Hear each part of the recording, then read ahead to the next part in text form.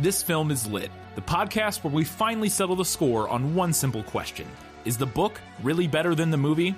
I'm Brian, and I have a film degree, so I watch the movie, but don't read the book. And I'm Katie. I have an English degree, so I do things the right way and read the book before we watch the movie. So prepare to be wowed by our expertise and charm as we dissect all of your favorite film adaptations and decide if the silver screen or the written word did it better. So turn it up, settle in, and get ready for spoilers, because this film is lit.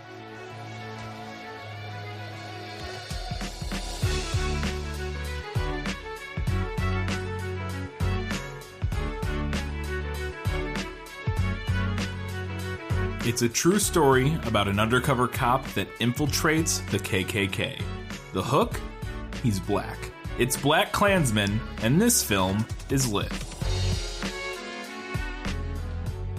Hello and welcome back to the 42nd episode of This Film is Lit, the podcast where we talk about movies that are based on books. It is our Oscar special, to some extent, in the sense that it's an Oscar-nominated film.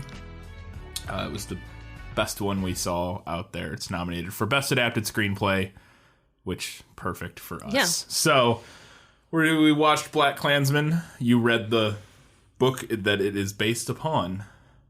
But if you haven't done those things, we're going to hit you with our first segment. Let me sum up. Let me explain.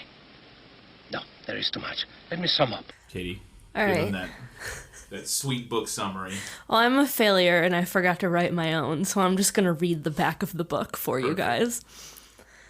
When Ron Stallworth, the first black detective in the history of the Colorado Springs Police Department, came across a classified ad in the local paper asking all those interested in joining the Ku Klux Klan to contact a P.O. box, he did his job and responded with interest, using his real name while posing as a white man. His decision launched what is surely one of the most audacious and incredible undercover investigations in history.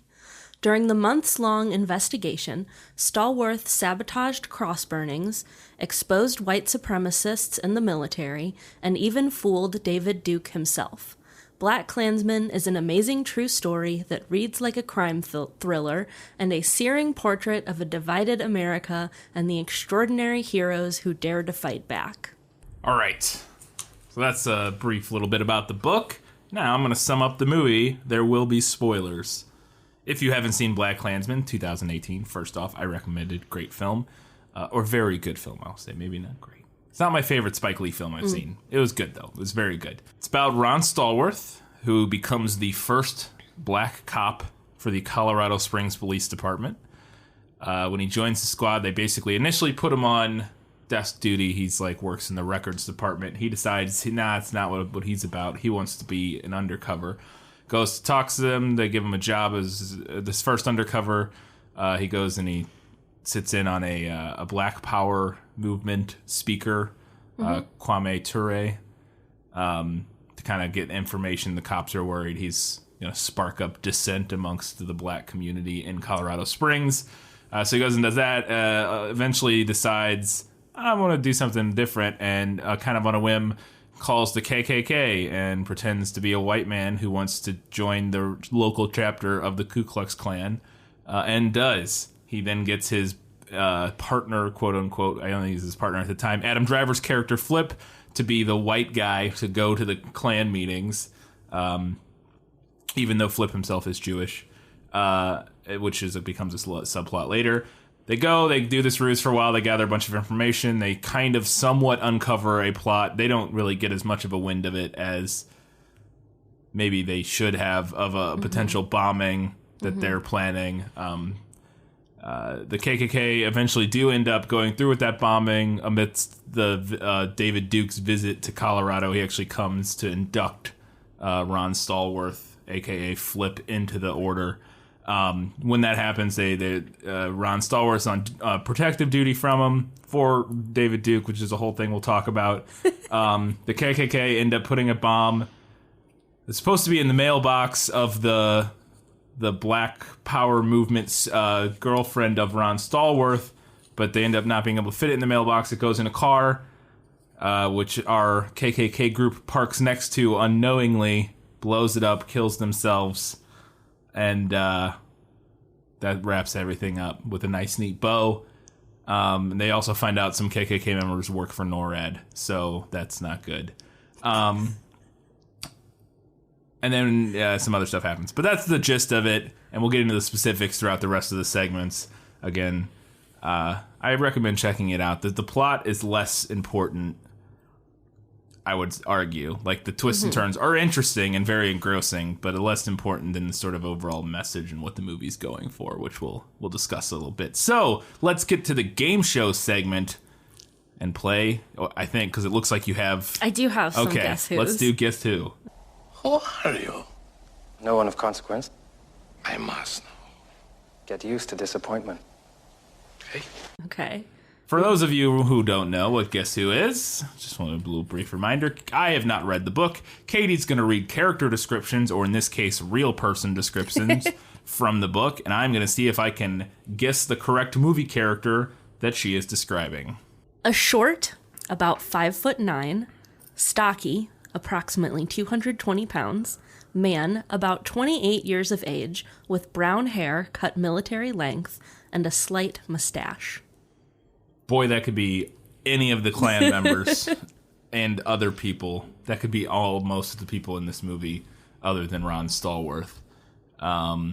Initially, the short, stocky, the character that most comes to mind is Ivanhoe in the film, who is one of the Klansmen, like the dumb Klansmen. None of them are portrayed particularly intelligent, but he amongst them stands out as the most idiotic. So that's my friend, and he does have a mustache, I think. But so does Walter, who's sort of the main guy. What is the? I can't remember the crazy Klan guy. I like how I'm characterizing some of the Klan members as crazy and some of them as stupid. But the guy who's like the off the wall guy, I can't remember his name. Are you talking about Felix? Yes, Felix. I kept wanting to say Philippe because of Flip. So Felix is the other Klan guy. But they all have mustaches. Well, it is the 70s. It is the 70s. But the only one that's stocky is Ivanhoe. But then again, it could also be any of his partners. I'm going to go with Ivanhoe just because it's the most closely descripted. It matches the most closely. It's actually Walter. Okay, that's the main Klansman. Like the guy who wants to restart the Klan chapter in Colorado Springs. And his name is Ken in the book. Okay. But he's Walter in the movie. And this is his description that Ron Stallworth gives of him. Yeah. Can you tell he's a cop? He's very much, as you were reading that, I was like, that is absolutely a cop's description of a character. This character is male, 5'9", approximately 270 pounds. It's like, okay, yeah, that's how a cop would describe a character, or again, a real person. But okay, 0 for 1. All right, there'll be a tall, skinny, hippie-looking white guy with a Fu Manchu mustache, smoking a cigar outside. Oh boy. Okay, well I'm going to try to context clue it because you said there'll be which sounds like somebody was telling Ron Stallworth this. Is at least what it sounded like, which means he's going somewhere to meet somebody or see someone, and the person is going to be standing out there. So that could be Felix for sure, because he's tall and skinny and he has a kind of distinct facial hair. I'm going to say Felix. It is Felix. Or his, whatever his character name is. His stand-in. His name is Butch. Butch. In the book. Okay. Butch. I wonder if that's the real names in the book, or if those are also just pseudonym. I'm not sure. Some of them are, for sure. Like, he says David Duke. Well, right. In the book, yeah, that's obviously. But, I wonder, like, those, like, lesser people are, if that's their actual names or, like, nicknames. But I'm pretty sure some of them he switched out names. So then in the movie they could just switch them again. Yeah, switch them again. We got one more. Okay. About 5'9", 180 pounds, dark hair, and a beard. 5'9", 180 pounds. So that's thinner. Dark hair and a beard. I'm assuming these are all just Klansmen now at this point. So it's not David Duke. I know what he looks like. He looks like Topher Grace, which he actually does. He actually does, yeah. Yeah, no, they cast that pretty spot on. At the time, now David Duke looks like a lizard person, but which his outer outside appearance has somewhat come to, represent his inner appearance. I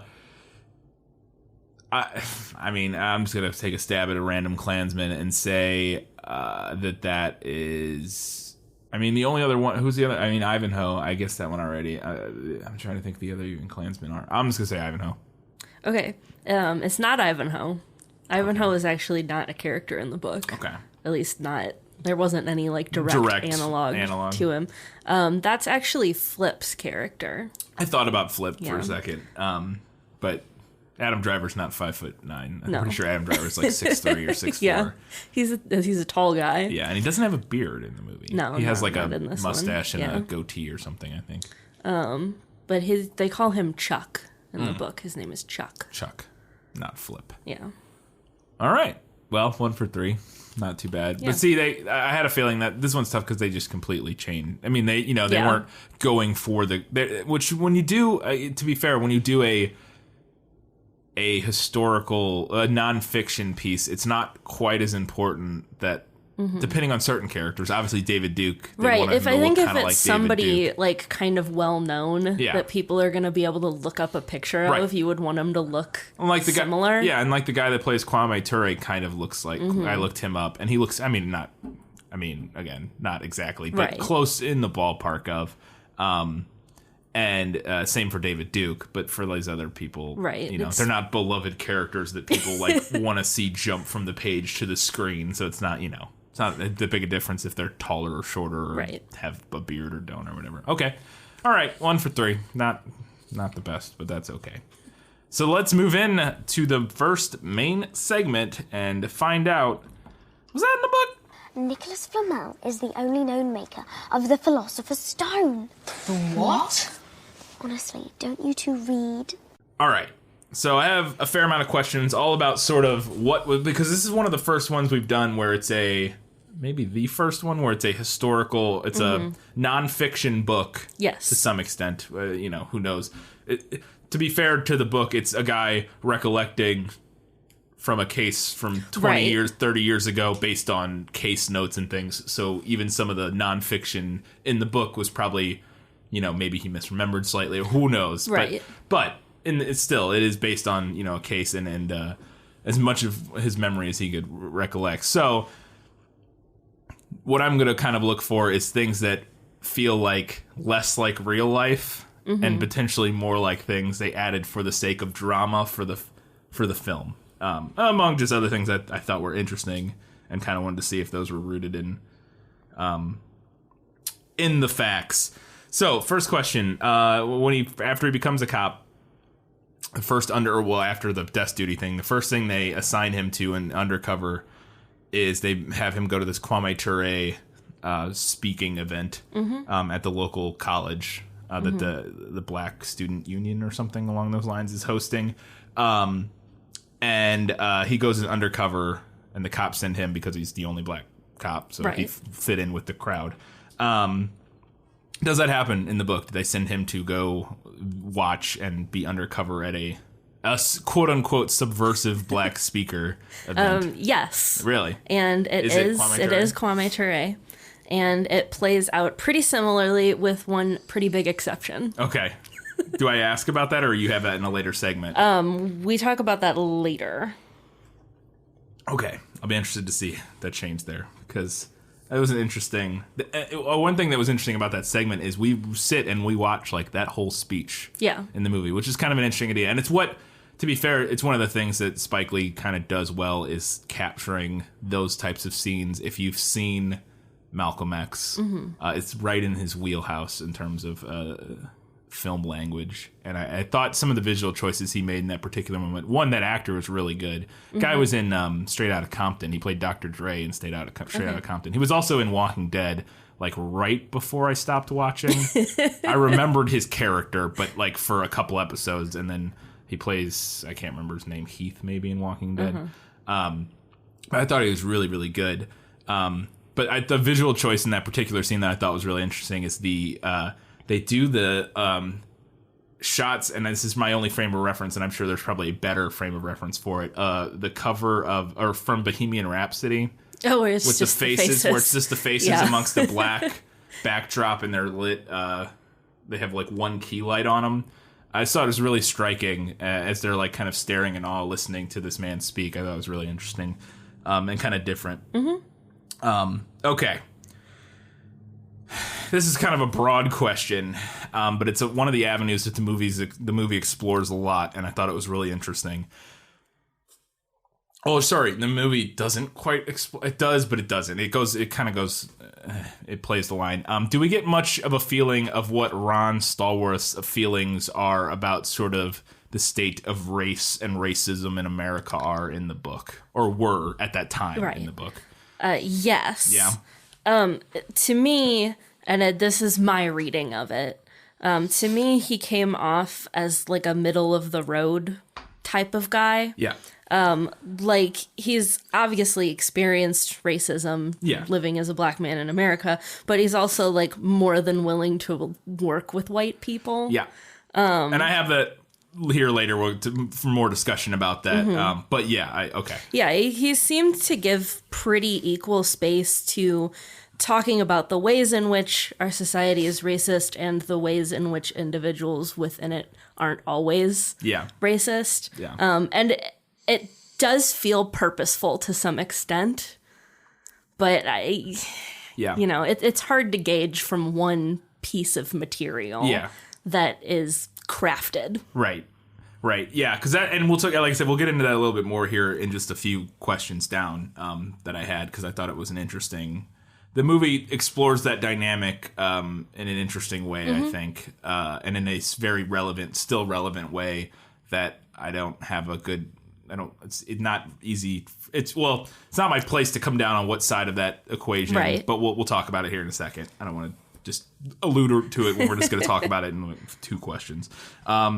So in the movie, it's sort of, he just sees an advertisement in the newspaper randomly, like one day after his first undercover gig, and he just kind of on a whim calls up the KKK and does this. Is that how it is presented in the book? That it's just or is it presented to him? Like, does somebody come to him to do it? Or I would imagine they wouldn't. It is part of his job in the book to like go through the local publications and like look for anything that seems shady. Yeah.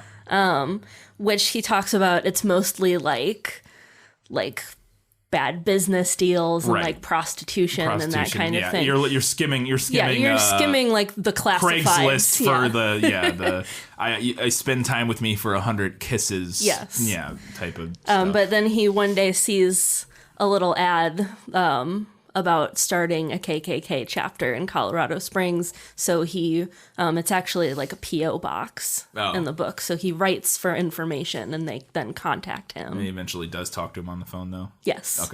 Okay.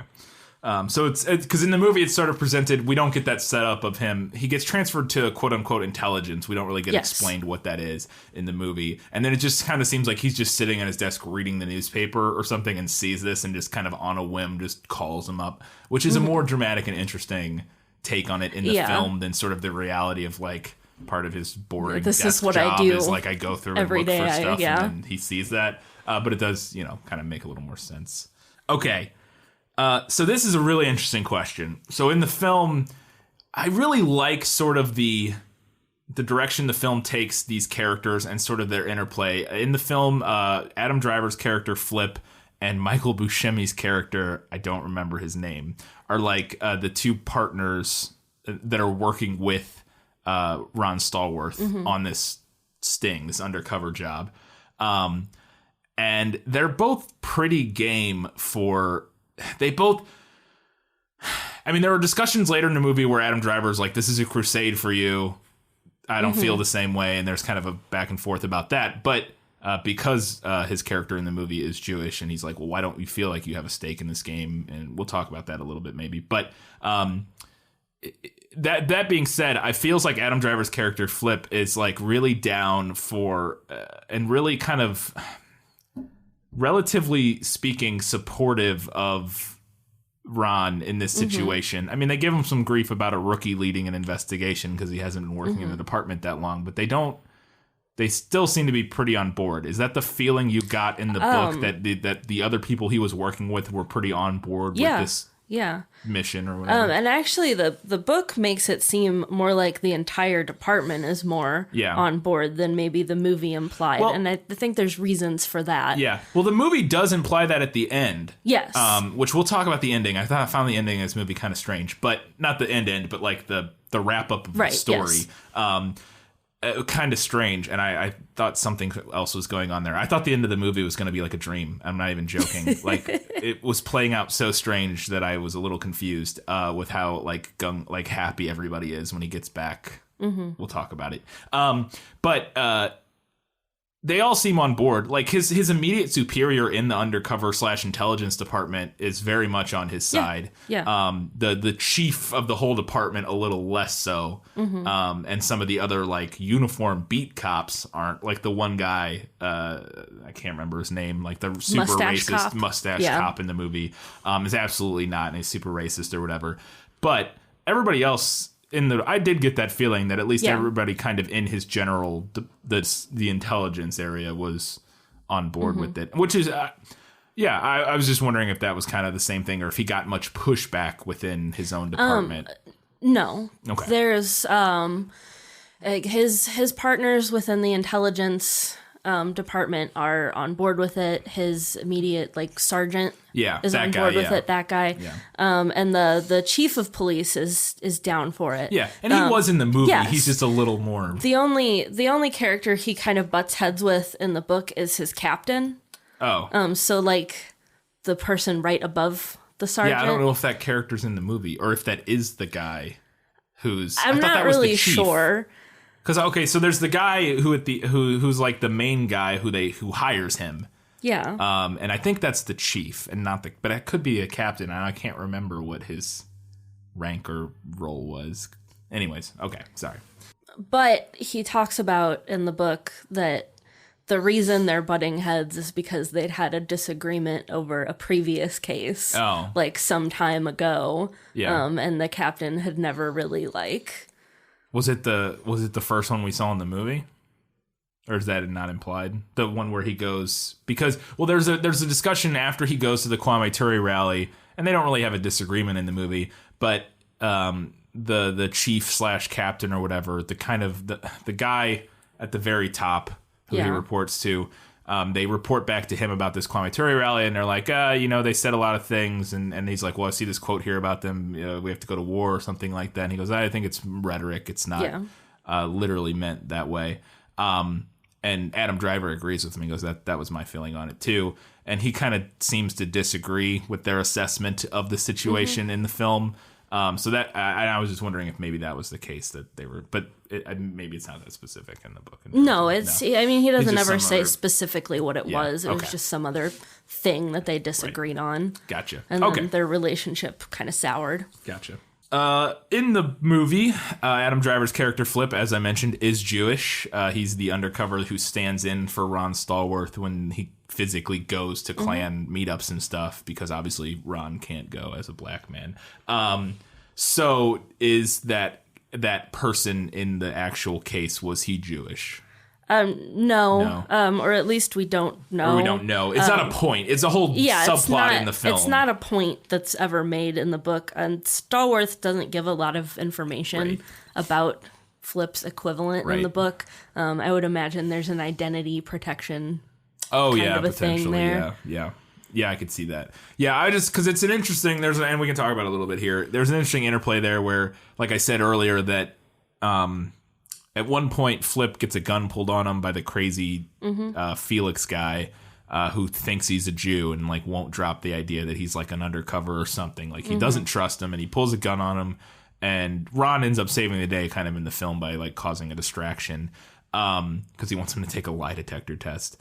But and at that point, Adam Driver's like, well, fuck this. I'm not going to die for this. This isn't worth, And he says to Ron Stallworth, he goes, well, like, look, this is a crusade for you. You know, you're a black man taking on the Klan. Like, I get it, but like this isn't my thing.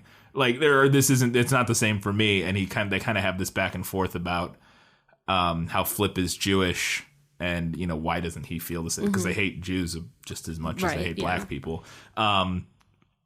Or maybe not, whatever. But you know, they're lumped into the same group, and he basically kind of explains, you know, he's like, I'm Jewish, but I'm not, you know, it's not like a big part of my life. Like, it's not raised Jewish. Yeah, he says, I think. I just am Jewish. Like, it's not really like a thing. And there's an interesting play there of sort of the difference when you can. And there's some discussion about how he can just be a white guy. The fact that he's Jewish doesn't ever come up with most people. Like, nobody knows. He just is a guy. He's a white guy. He can live as a sort of privileged, as part of the privileged majority, even though he is a sort of classically disenfranchised group. He doesn't have to live that way. And I was an interesting interplay there, and I wanted to know if that was something that's represented in the book. And it sounds like that's not a discussion that happens. Okay. This felt very much like a movie ad to me. So in the Kwame Ture rally, Ron meets the student who organized this event. She's the leader of, again, the Black Student Union, or some Black student group on Colorado campus, and they start dating in the movie. And she is a Black Power movement, whatever the right words, because they use a lot of different slogans in the movie. She's very much a revolutionary thinking progressive voice who is, you know, truth to power, like she never does anything, you know, sort of in the terms of like violent revolution and they don't really even have any plans to, but they talk a lot about how you have to change the system from outside the system. The system's broken. We have to tear the system down. Is that happen in the book? Does he date that somebody from a very different perspective on how to go about fixing things? No. The character of Patrice was entirely fabricated for the movie. I thought that would be the case. In the book, he mentions once that he'd been seeing a girl he really liked, but that's literally the extent of it. There's no name or anything. In real life, his wife's name is Patsy, which is not far from Patrice, but that was all I could find out about her. There's not like there's not like a Wikipedia article about her activism history or anything like that. Okay, interesting. Because that's one of the things so we were talking about it earlier, and this is where I want to talk about it. The movie definitely takes some time exploring the different perspectives. So Ron Stallworth is a cop. And, you know, she hates cops. She calls them all pigs. They're all just part of the, you know, the system, enforcing sort of enforcing the rules of the racist system that has disenfranchised black people from the very beginning of the country. And, you know, they're just another cog in the machine. And he sort of comes from the other perspective of, you know, well, not all cops are bad. Not not all cops. He not all cops are. But because it's the two perspectives of she's on the side of revolutionary change. We have to burn the system down and start over. The system will never be just because it is born of an unjust system. And he is the other side of, yes, the system's unjust, but the only way to fix it is from working within the system. You're not going to be able to burn it down and start it over. And we don't ever get the movie doesn't necessarily pick a side. No. Which I thought was interesting. Yeah, I would say that they do not. No. It definitely has a slant. I mean, the end of the film, the post-movie part of the film that recounts sort of the events at Charlottesville definitely leaves, and sort of the end where, at the end of the spoilers, at the end of the film, he conquers. He wins the day. The KKK are defeated. They blow themselves up. Everybody congratulates him, except for the chief. Well, the chief congratulates him, but then also says, and we got to never talk about this. Yeah. We got to bury this case and pretend it never happened. But good job. But then after that all wraps up, the last moment of the film, the Klan is out burning a cross on on his lawn. I think you could take a message there that, or you could take from that the message that, so all of your work within the system trying to fix this didn't do jack shit. Yeah. The Klan still exists, they're still here, and even to the point of, and that was in 1976 or whatever, and now flash forward 2018 or 17 or whatever year that was, the Charlottesville rally, the Klan is still fucking here. Yeah. So you're working within the system. Good job. It felt good. You got some pats on the back, but you didn't fucking change anything. I could see that argument. I could see that being, or I could see taking that message from the film. But I think it's a little more nuanced and a little more complicated than that. What the movie presents, I think. I don't know if you disagree, but I know I agree with you. I think the main portion of the film doesn't really pick a side. Yeah. come down hard on either side. But if you look at kind of how it ends and what it's followed up with, I think you can make that argument more so than the other half of the argument. I agree. It definitely, when you take it as a whole, it definitely comes more on the side of the system. It's not, we can't just work within the system to try to fix it. But it's complicated because I don't know a lot about Spike Lee, but I don't know. He definitely strikes me as somebody who comes down on that more towards the revolutionary, burn the system down. Or I keep saying that for lack of a better, I don't know if that would exactly be the argument that he or Patrice would make necessarily, but that's kind of a shorthand for that perspective.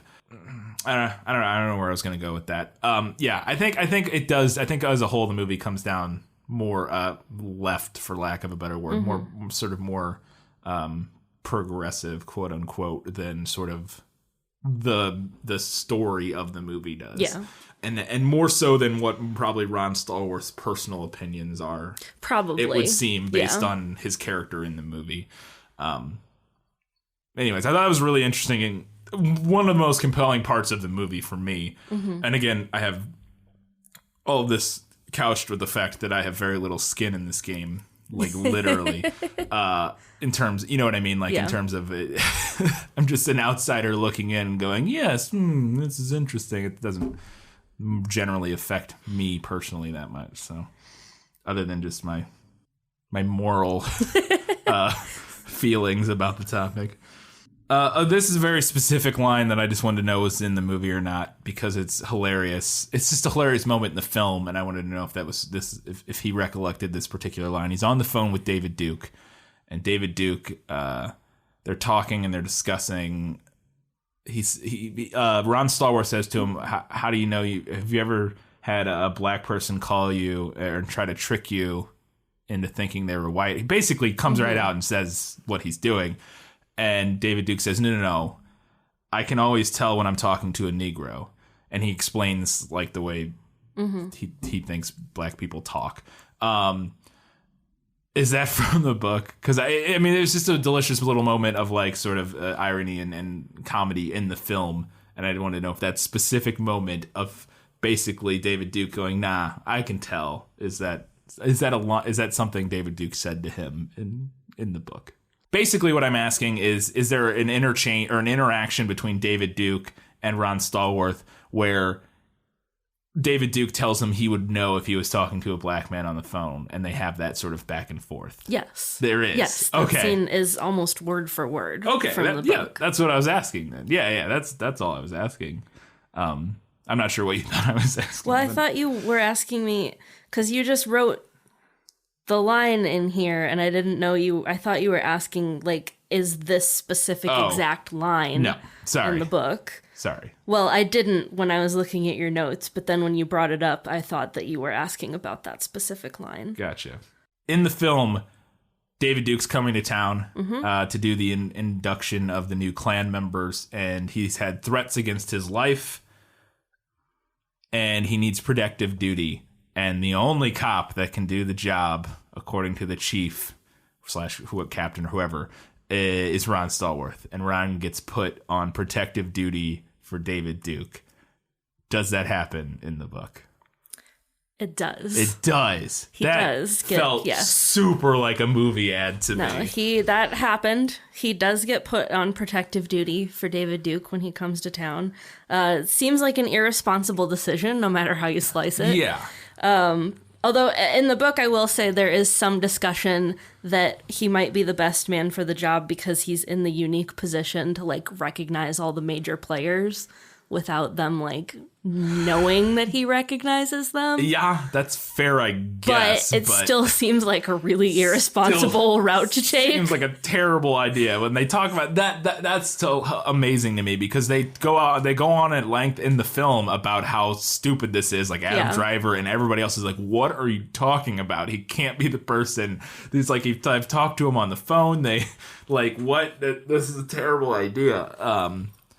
And it just felt very much like something added specifically to get Ron Stallworth in the same building, in the same room with all of these other people that we've been watching the whole time, to kind of make that all come together and coalesce for the end of the film. It felt super like a script ad. It is, it's one of those things that is so just incredible that it does feel like something added for the movie, but that happened. Yeah, that's one of those truth is stranger than fiction. You can't always... Yeah, it's one of those things where it's sometimes real life does feel like a movie, because that's nonsense. That's crazy to me.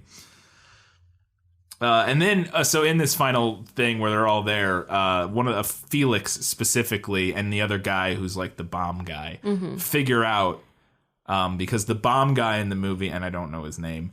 I did not know his name either. Realizes that Flip is a cop. Adam Driver's character, he goes, "He sent me to jail. Like, I know that guy. He's a cop."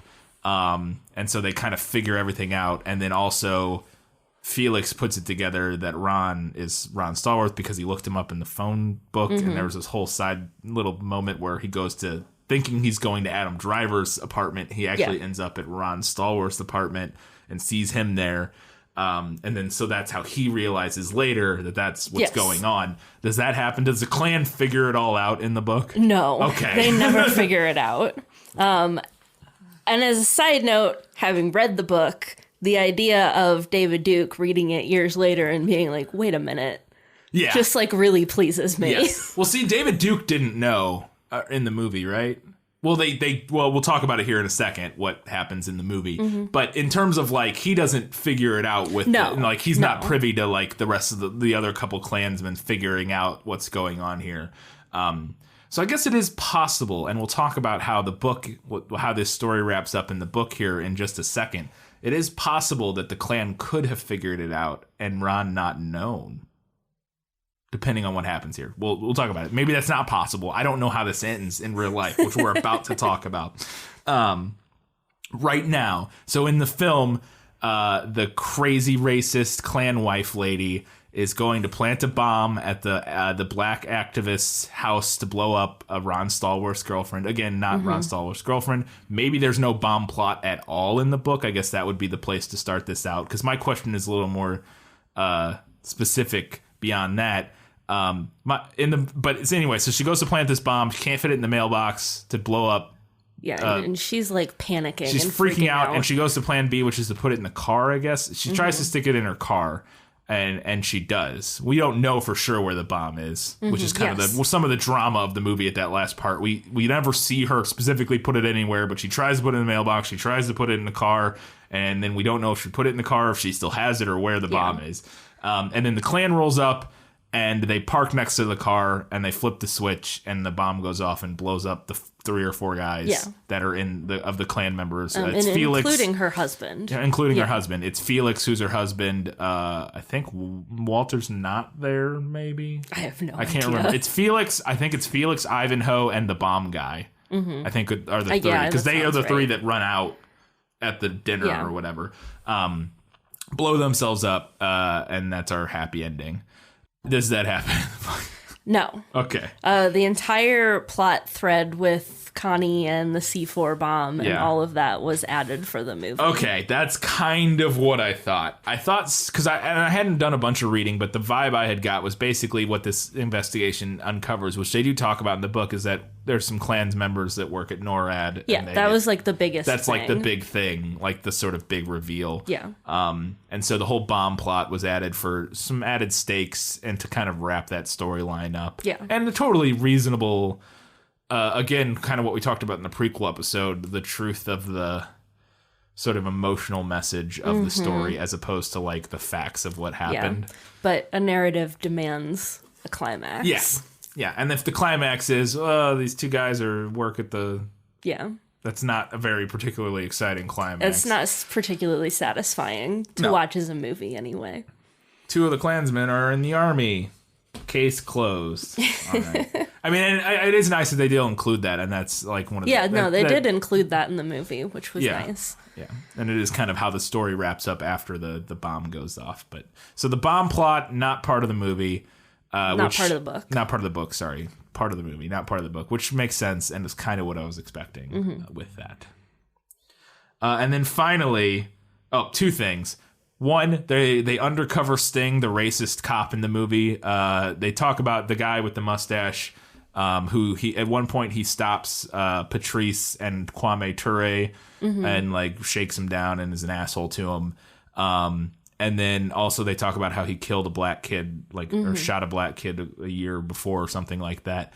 So he's like, of all the racists in the police department, he's like the racist in the police department. Yeah, he's like our representation of that kind of cop. He's our representation of, exactly. He's our symbol of that cop in the movie. And he gets his comeuppance by, he gets undercover stung by the other cops. I don't think there's a necessarily that cop in the book anyways, and so I'm assuming he doesn't get arrested. Yeah, none of that is in the book. Aside from telling a few like anecdotes about comments that were made to him, which to me all seemed like fairly tame stuff, honestly, Stallworth doesn't mention any like openly racist cops in his department. Which is kind of the vibe I got from, without reading the book, the vibe I got from his character in the movie.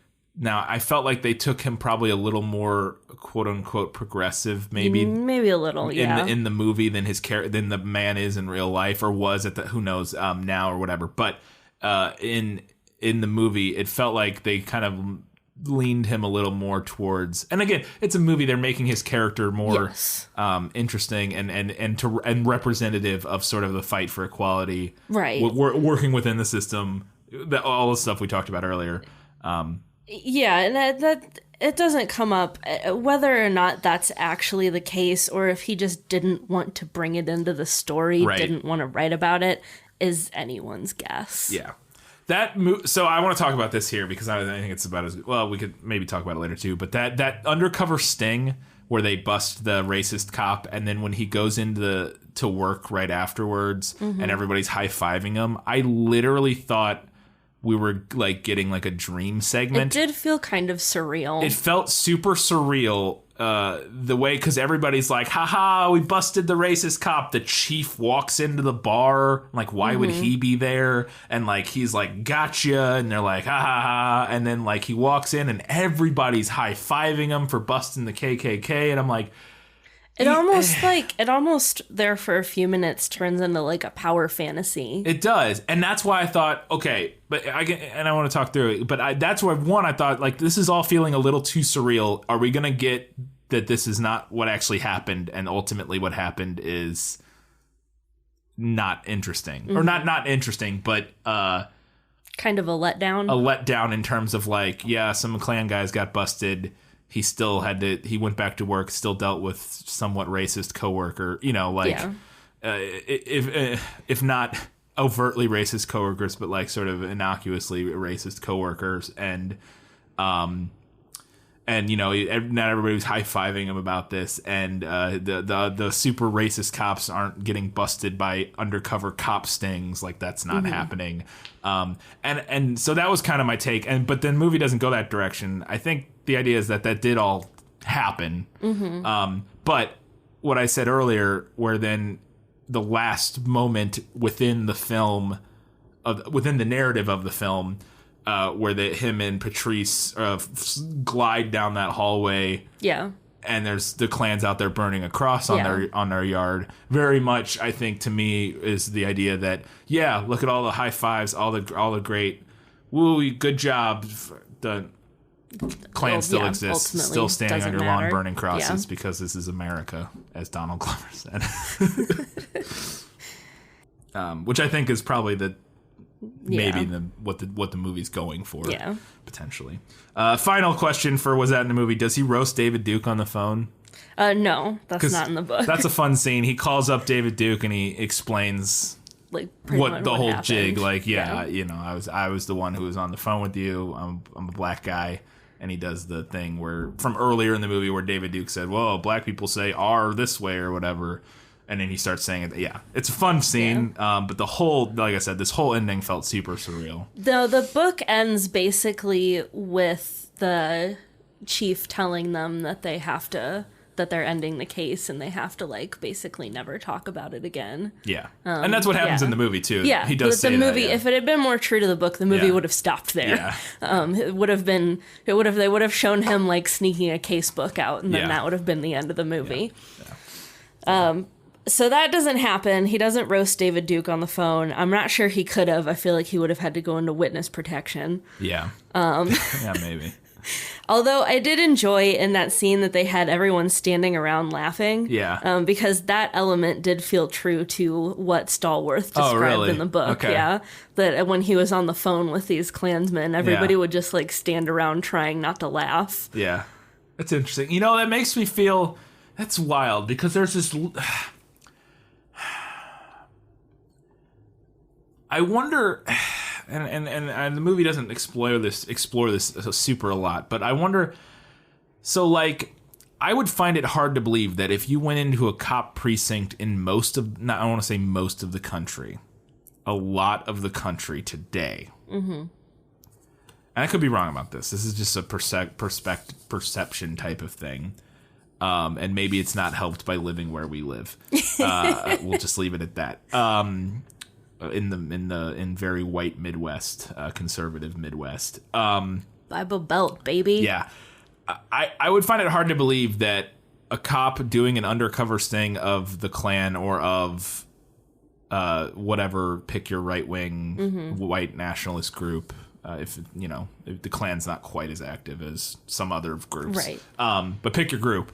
And I would find it hard to believe that a cop doing an undercover, like, sort of sting on that group today in much of this country would have his whole department hanging around laughing at the dumb white nationalists. And now maybe that's pessimistic on my... Yeah.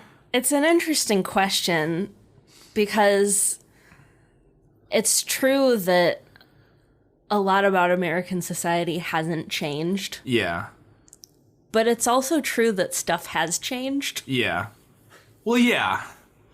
Yeah, and like I said, I agree that, like, you go to, like, a lot of, like, any of the more progressive parts of the country, and maybe Colorado Springs at that time was a more of a progressive place than I think it is now. It's kind of like a super heavily white Christian town, which I assume it still was then at the time. I don't know. But anyways, so like, yeah, if you go, if this is San Francisco and they're fucking, or what, pick your liberal bastion, and they're doing an undercover sting, I can imagine the idea of everybody in the department kind of laughing at the idea of fucking white nationalists.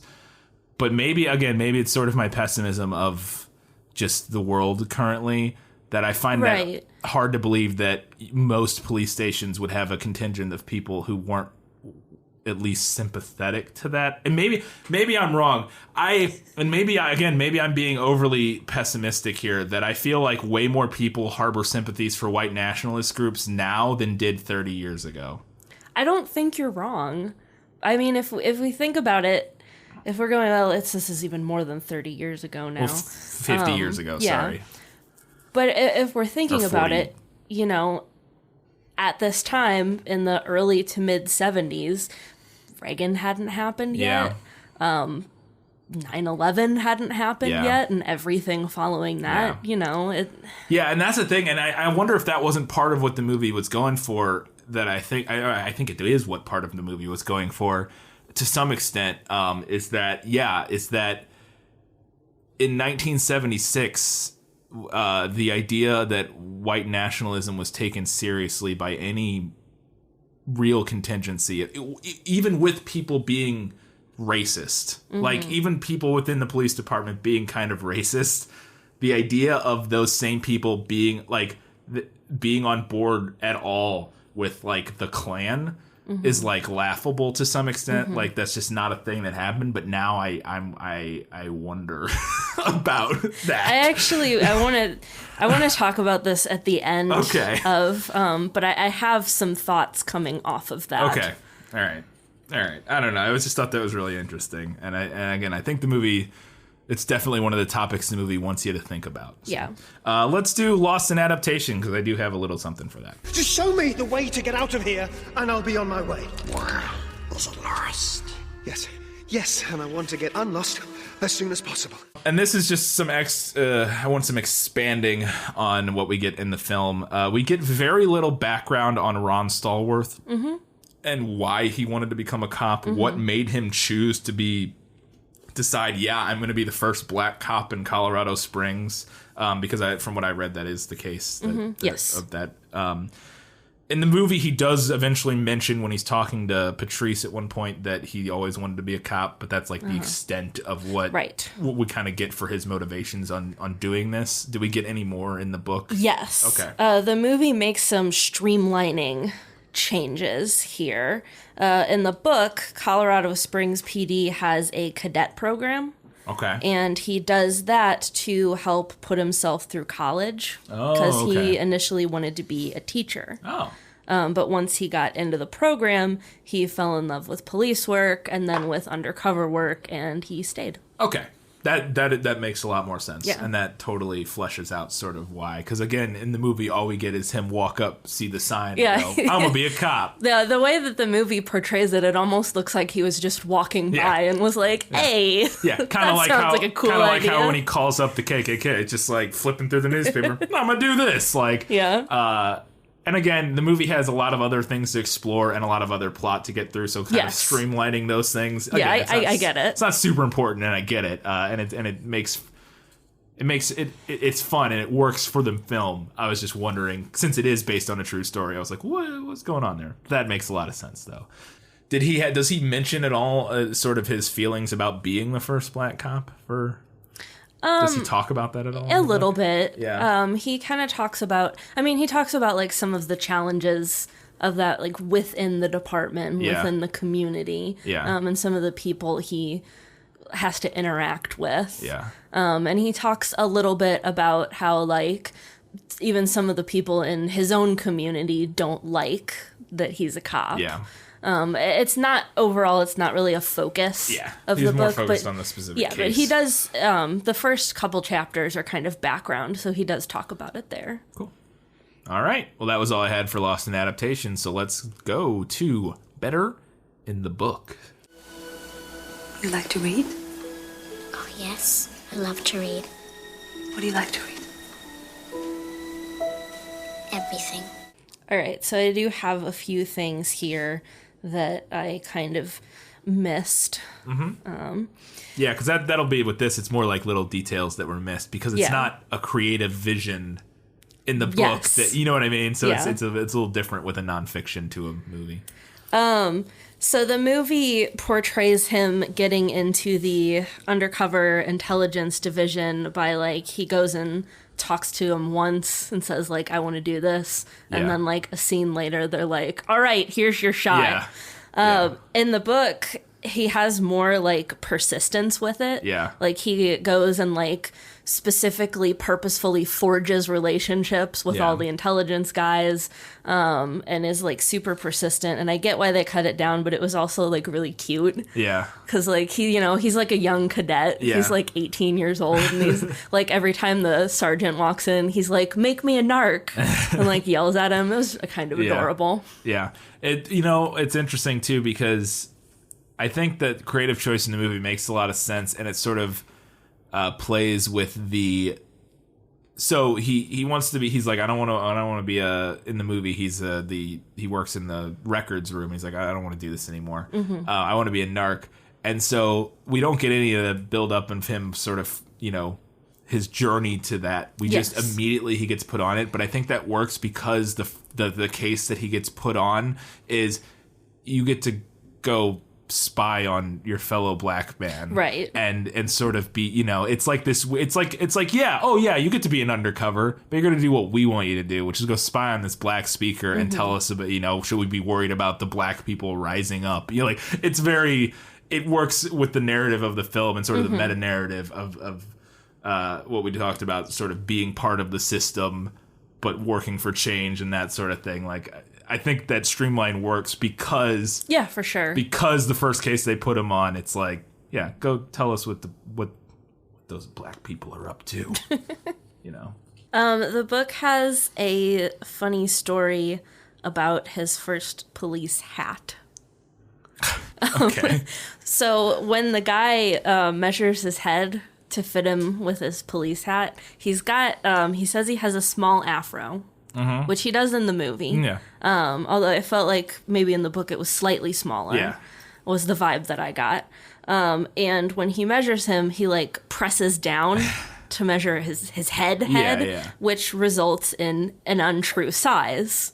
But instead of like complaining about it, he just perches the hat on top of his afro and walks around like that. That would have been a great visual I know. gag. That's what I like. And I get like the time thing and cutting it for that, but it would have been really visually funny. Yeah, it would have been hilarious. And it also sets him up as someone who trolls his way to victory. Exactly. Yeah, that also sort of works just within his character in the film as somebody who's, because he just like walks around with it perched on top of his afro until finally like one of the higher ups is like, get him a new hat. Yeah. What's wrong with you? Yeah, that absolutely would have worked in the film, especially, like I said, it works with his character, it works with sort of the contentious relationship they establish between him and like the chief and that sort of thing. It's really surprising to me that wasn't included. Yeah. There are also some additional investigations in the book as they're investigating the KKK. That kind of gets expanded.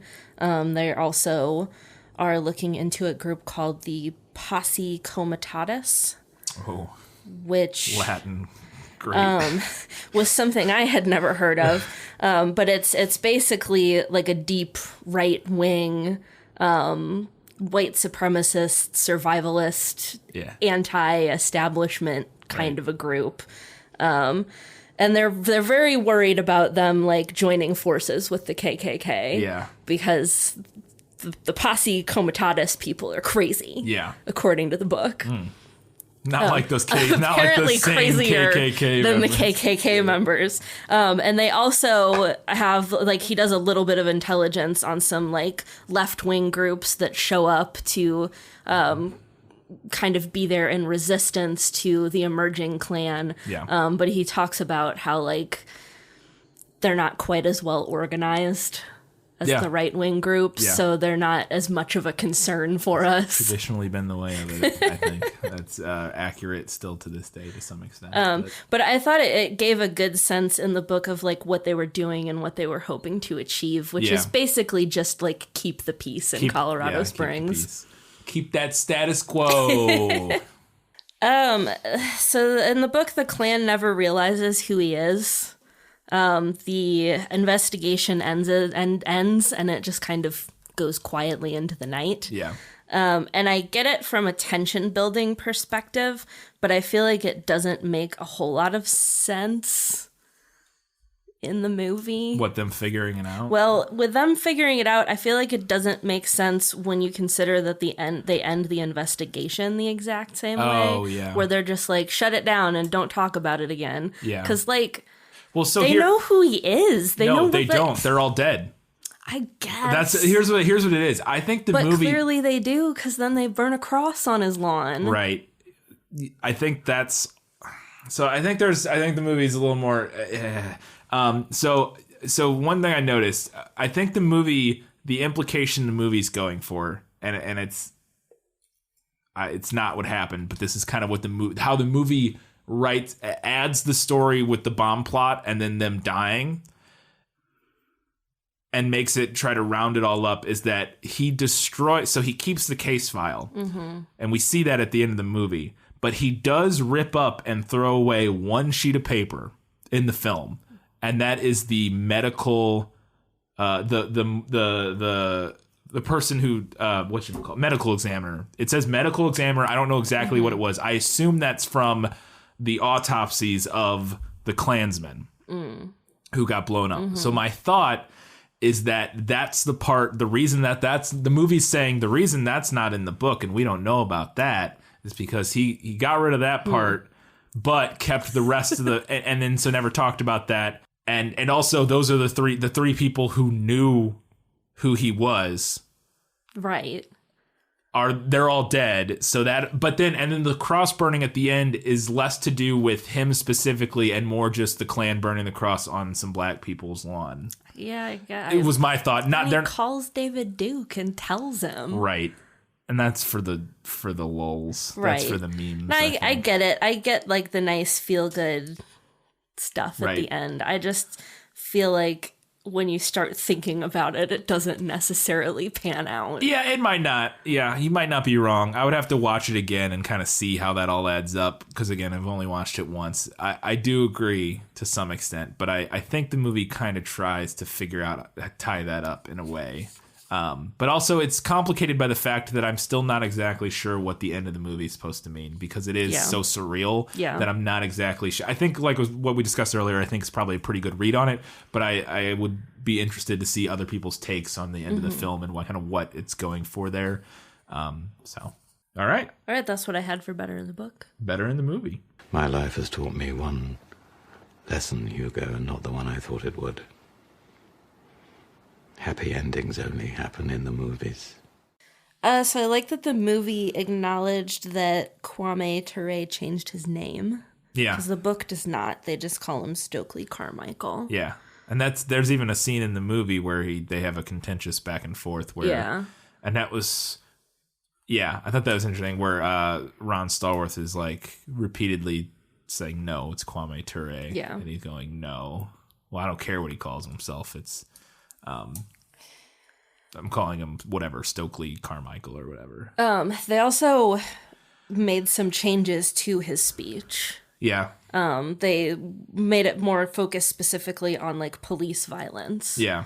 Which is in theme for the movie and also very topical currently. Yeah. In the book, I mean, he doesn't like give us an outline of his speech, but it's more like generically about like the struggles of the black community. Yeah, and it's just sort of systemic racism. Yeah. In more broad terms. Yes, in more broad terms. So they kind of like focused in for his speech in the movie. I thought making Flip Jewish was interesting. Interesting to give him a horse in the race. Yeah. And then that play, like we discussed earlier, that sort of back and forth between Stallworth and him about that is interesting. And we talked about the side plot with Patrice, and like you, I thought that was a good way to comment on different perspectives in this whole issue. Yeah. Also, she's pretty. She's very pretty. She's very pretty. I liked the lie detector scene. Yeah. I thought that was funny and interesting. Yeah. And horrible. Yes. But also funny. Yeah. So I think the other thing, so I can go both ways on the making Flip Jewish thing. I think it would be interesting, and I like the idea of him not having skin in the race and doing this because it's the right thing it's the right thing to do. That's fair. And versus like which is kind of what he does in the movie anyways. Like he like he says, he's not super he's not super into like his Jewish heritage, and it's not something he's ever really thought, it's not a big part of his life. So when he does do this, it is because is the right thing to do, but he also does have that kind of skin in the game. But the reason adding it for the movie works a lot is that adds a lot of tension that wouldn't necessarily be there. There would still be tension between the scenes with Adam Driver and the Klan, but this adds a whole nother layer, especially with Felix, like you said, like the lie detector scene where he's like convinced Adam Driver Flip is Jewish, and we know he actually is. Yeah. So it adds that layer of tension of like what's going to happen here. Whereas if we know he's not, that lie detector test is pointless. I mean, it's still interesting because lie detector tests are bogus bullshit anyways, but that's a whole other topic. Right. But we could assume he'll pass it. Like, he's not Jewish. Like, if he wasn't, then a lot of that tension is diffused from that scene. Right. Yes. So, absolutely. Yeah. And I also liked that they gave the story more of a climax with the bomb plot. Yeah. A story needs a climax. It does. It does need the big moment. The big moment, and it has the big oof. moment. All right. Let's move on to the movie Nailed It. As I expected, practically perfect in every way. Okay, I have a couple things here. The interview at the beginning where they're talking to him about whether or not he can beat Jackie Robinson. Oh, yeah. Is pretty close to how it plays out in the book. We talked about David Duke's How Black People Talk scene. Yes. Which is, like I said, almost word for word. Mm-hmm. And the scene where Ron Stallworth takes a photo with David Duke. Yeah, I looked for that photo. I couldn't find it. It's that he actually talks about that in the book. Oh. He says that it just got lost somewhere along the line. Yeah, because as soon as that scene happened while we were watching it, I started Googling to see. I'm like, that's one of the... Because what I expected to happen was they take that picture, because they've done this, I've seen this in movies before, where they take that picture, like I think like Band of Brothers has done this, that sort of like where it's historical dramas, where they go, oh, everybody get around and take a picture, and then when they insert the actual picture of the people as opposed to a picture of the actors. And so I was expecting that to happen in the movie. I was expecting them to take that picture and then we actually see the real picture. Yeah. And then when we didn't, I was like, weird. And then I looked it up and I didn't find it anywhere. So so it got lost. That's unfortunate. I know. It really is. That would have been an interesting picture. I know. There's a photo insert in the book too, and that was like one of the first things I looked for. And I was like, wah, wah. Yeah, not there. Yeah. But it was a Polaroid. Yeah. So there was no like backup film or anything. Yeah, if you lost the Polaroid, you're pretty much out of luck. So, all right. And that was before everyone took pictures on their phones, so it didn't go to the cloud. Yeah. All right, let's do some odds and ends, general notes before we wrap this bad boy up.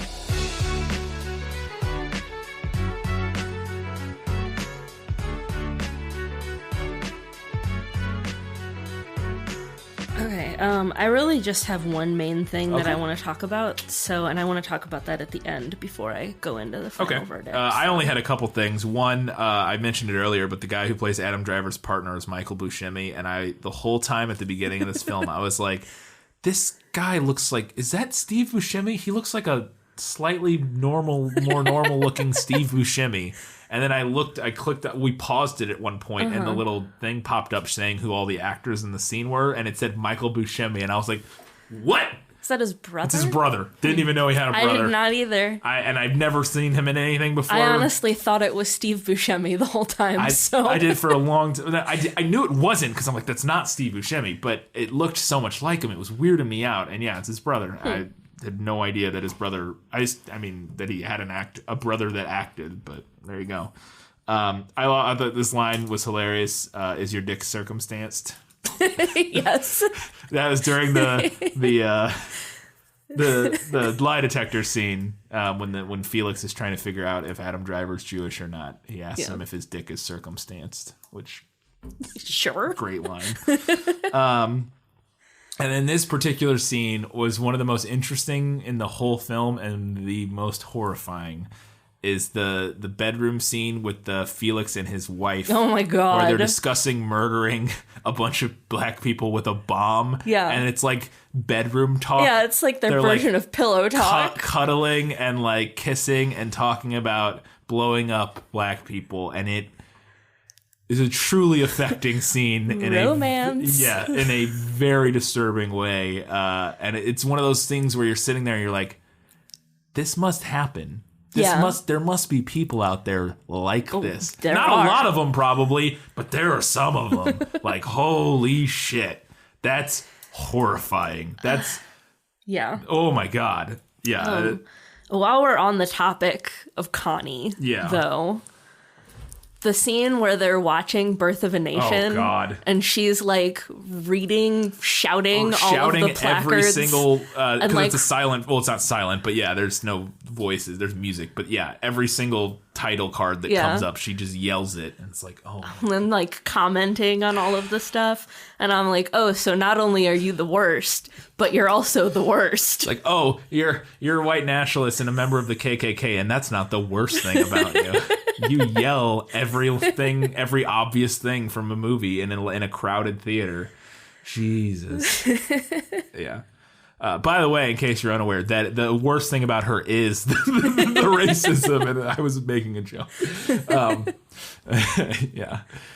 Yeah. Her character was, she did a very good job of making that just one of the most unappealing human beings. Well, her and her husband both, honestly. They're both just the worst. It's so interesting because I remember, and I'm sure the movie does this on purpose, and it's a really, really effective.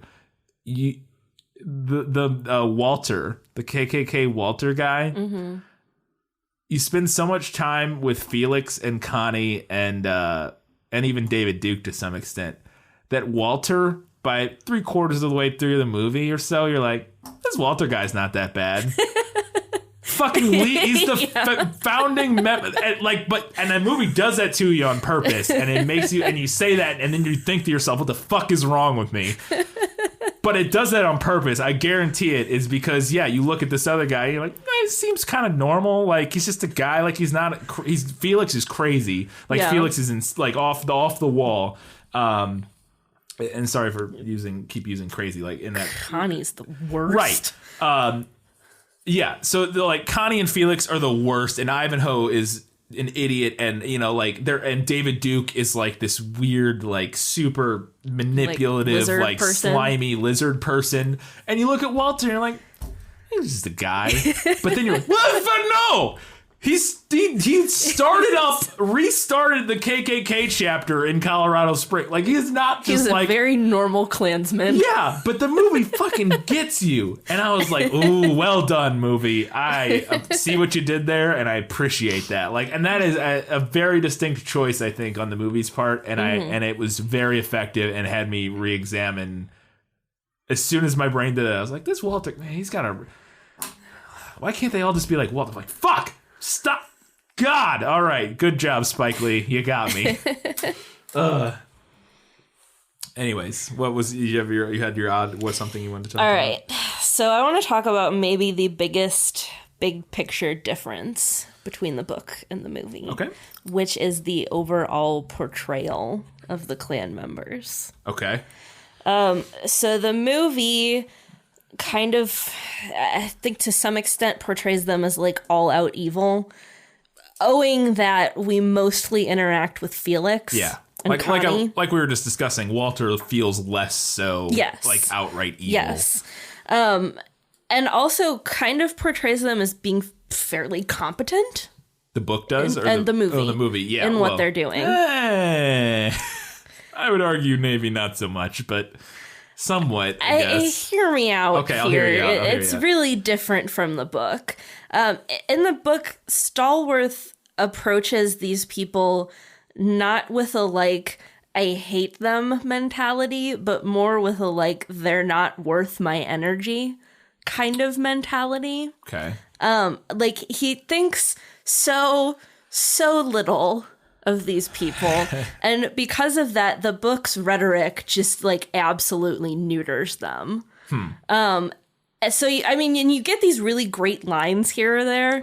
For example, he's talking about Ken, who was the Walter analog, and he says, as undercover investigators, we never would have challenged Ken, who was, and I can't stress this enough, a total idiot.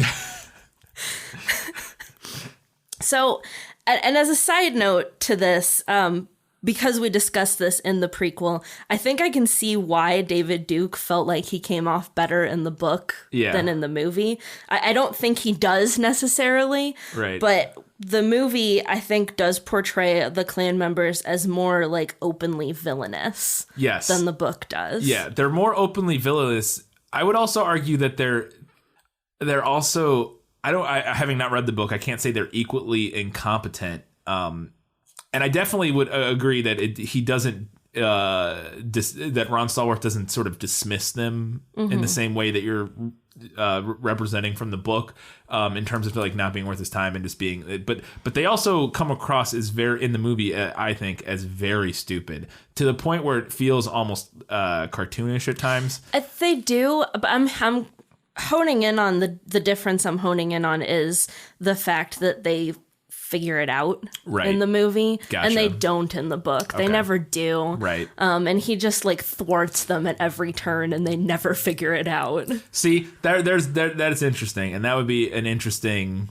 That's also fun and interesting. Yeah, it's just different, and you don't have your rising drama and your big climax if that's the case. And one big difference with the David Duke thing is when Ron is assigned to be his protective detail and he goes to introduce himself, and in the movie David Duke has like a kind of reaction, whereas in the book it's described that he was actually like perfectly cordial to him, which is kind of in line with what David Duke was trying to do then. Yeah, well, and still to some extent, so you know, I don't think David Duke does come off better in the book than in the movie, but I think I can see why he would think that. Yeah. Why he would look at it and go, well, I was perfectly polite. I was perfectly nice to you. I was a perfect gentleman, while thinking that you're a subspecies of human. Like, I was perfectly polite. Yeah. I get, right, because they don't see the beliefs as wrong. They might see, he doesn't see, obviously, David Duke doesn't see his beliefs as wrong or incorrect. But he might think that being rude or something would be something he would disagree with. Potentially, you know what I mean? The hero of their own story, right? Well, obviously, yes. But I could see that in that regard. I could see how he would, you said, a disparity between the portrayals there. All right, final verdict. Let's do it. Final verdict. Now, are you ready for your sentence? Sentence? But there must be a verdict first. Sentence first, verdict afterward. All right, so having discussed that major difference of how the Klan is portrayed in the movie versus the book, I am ultimately going to give it to the movie. Okay. This is a tough call for me because I really liked the book, and I think both kind of approaches are great in their own way. Yeah. And I do think that they could have made a movie that was more true to the book in regard to this element, and it would have been a really fun, like, power fantasy type of story. Yeah. But here's the rub. In the current political climate, I think it would be irresponsible and dangerously false to portray white supremacists as bumbling fools who can't put their plans into action. Yes. I think that particular part of the story would ring very hollow and very untrue in 2018 in a way that it might not have in 2014 when the book was initially published. I agree. And I do think that the movie largely kept the emotional truths from the book, but it also allowed it to comment on current issues in a way that's more salient and more accessible for a wider audience. I think it's easier to draw those parallels from the movie than it maybe is in the book. Yeah. So to that end, I got to give it to the movie. Yeah. But as I often say, the book is more than worth your time. Yeah. Especially if you liked the movie and thought it was an interesting story. Yeah. It's not a super long book. No, either. it's less than 200 pages. Yeah.